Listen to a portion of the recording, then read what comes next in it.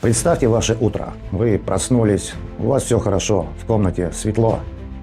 В календаре нету никаких катастроф, все близкие у вас здоровые, у вас есть планы. Да, объективно нет у вас причин ни для каких беспокойств.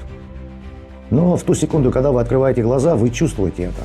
У вас происходит какая-то тяжесть в груди. Ощущение, что за спиной нависло нечто огромное, неопределенное. Это страх не перед конкретным событием. Это тревога без причины. Вы начинаете судорожно искать повод. Перебираете список своих дел, вспоминаете вчерашние или какие-либо разговоры, проверяете новости. Ваш мозг пытается приклеить это чувство к какому-то факту, потому что мозгу тогда спокойнее. Ему проще бояться чего-то, чем находиться в чистом, в беспричинном напряжении. Но факты не подходят. Дела решаемые, разговоры забытые, а чувство все равно остается. Оно где-то внутри у вас гудит, как высоковольтные провода.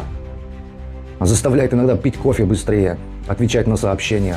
Вы когда-нибудь задумывались, почему это происходит? Почему ваша нервная система бьет тревогу, когда вокруг полная тишина? Почему вы чувствуете угрозу там, где ее вообще нет? Большинство людей называют это проблемой. Они пытаются ее заглушить едой, шумом, работой. Но знаете, тревога – это не ошибка, это сигнал системы, который вы разучились распознавать.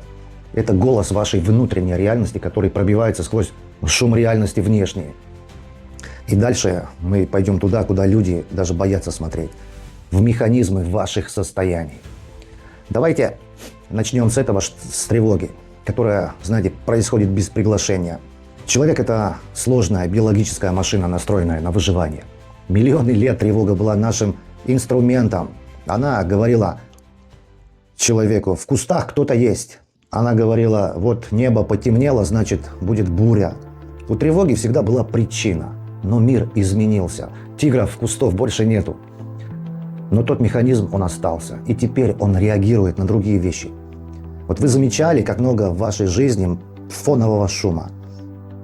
Если вы заходите в лифт, вы достаете телефон, едете в машине, например, включаете музыку, какой-нибудь подкаст, готовите ужин дома, а на вашем фоне работает какое-то видео.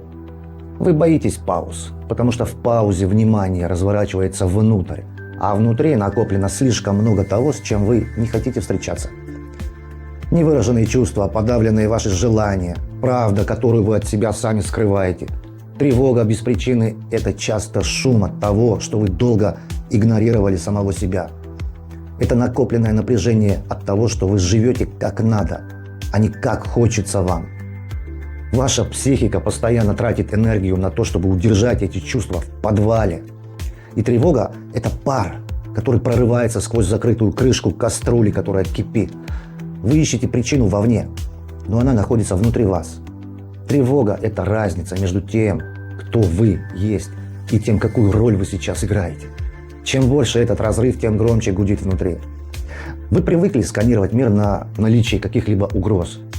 Что если главная угроза сейчас для вас – это не внешний мир, а это ваше собственное отсутствие в своей собственной жизни? Что если тревога – это просто ваша душа, которая пытается достучаться до вашего сознания через ваше тело? Когда вы чувствуете этот беспричинный холод внутри, не спешите искать виноватых, не спешите пить таблетки или убегать в работу. Просто признайте: сейчас мне тревожно. Без объяснений, без оправданий. Давайте посмотрим на тревогу как на инструмент. Представьте, что внутри вас есть какой-то барометр. Он измеряет атмосферное давление, когда вы совершаете выбор, который вам не нравится, когда вы общаетесь с людьми, которые вас истощают, когда вы предаете свои ценности ради удобства. Стрелка барометра ползет вверх. Тревога – это сигнал о том, что система перегружена фальшью. Она появляется именно тогда, когда внешне все хорошо как будто. Потому что в этот момент у системы появляется какой-то ресурс, чтобы наконец-то обратить ваше внимание на ваши внутренние поломки. Пока вы боретесь за выживание, вам не до тревоги. Как только жизнь налаживается, она приходит. Да, это парадокс, который многие не могут понять. Почему мне плохо, когда все хорошо? Потому что теперь у вас появилось пространство, которое почувствовать можно, как сильно вы устали притворяться.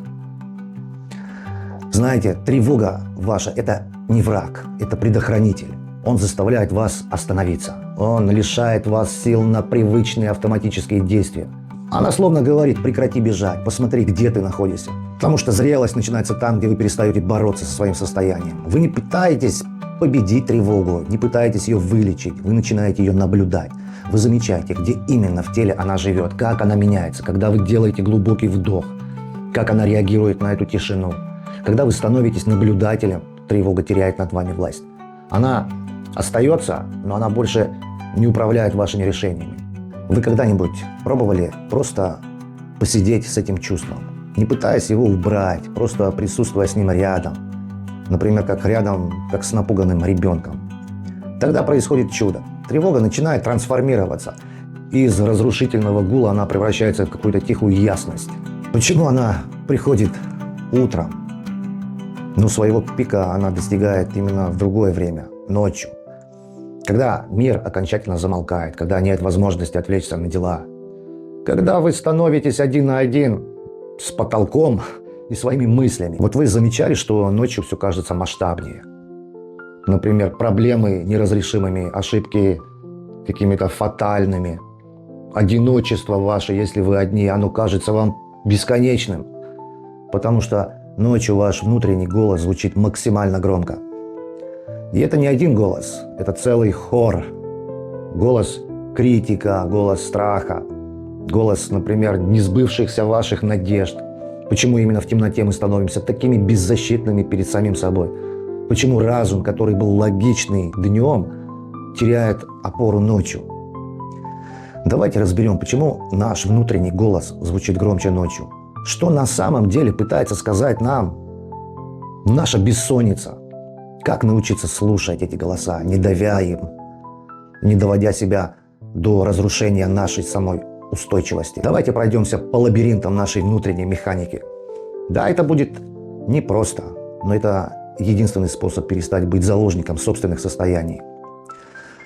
Друзья, напишите в комментариях одно слово, где в вашем теле живет тревога, когда она приходит и происходит.